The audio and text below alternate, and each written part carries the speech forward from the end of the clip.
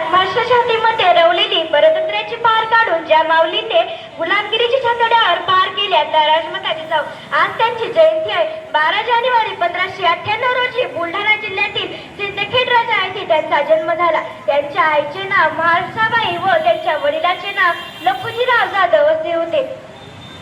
यांच्या घराण्यात एक कन्या जन्माला आली होती. जिजाऊच्या पुढे शहाजीराजे भोसले यांच्यासोबत त्यांचा विवाह झाला आणि त्यांच्या पोटी शिवबा जन्माला आले.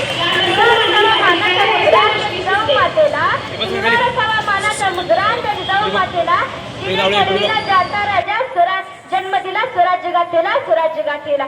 जिजाऊ म्हणजे तुळजाभवानी, जिजाऊ म्हणजे विजयाची गाथा असणारी आदिमाया. जिजामाता बालपणापासूनच महत्वाकांक्षी आणि आत्मविश्वासाने परिपूर्ण होत्या. त्यांनी आपल्या पुत्र शिवबांना जन्म दिले. झिजून मरावे पण थुकून मरू नये अशी शिकवण त्यांनी शिवरायांना शिकवले. जिजाऊ तुमच्या प्रेरणेने नवा इतिहास घडवला. मराठ्यांच्या रक्तात ज्यांनी स्वाभिमान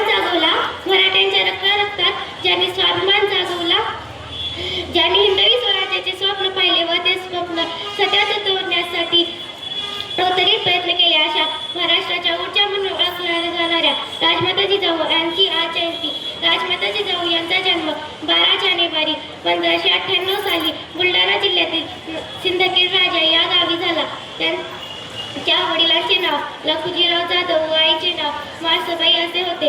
त्यांचा विवाह 1605 साली वेरूळचे शहाजीराजे भोसले यांची झाला.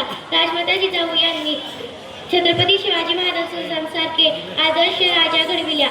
17 जून 1674 साली त्यांनी अखेरचा श्वास घेतला. धन्यवाद.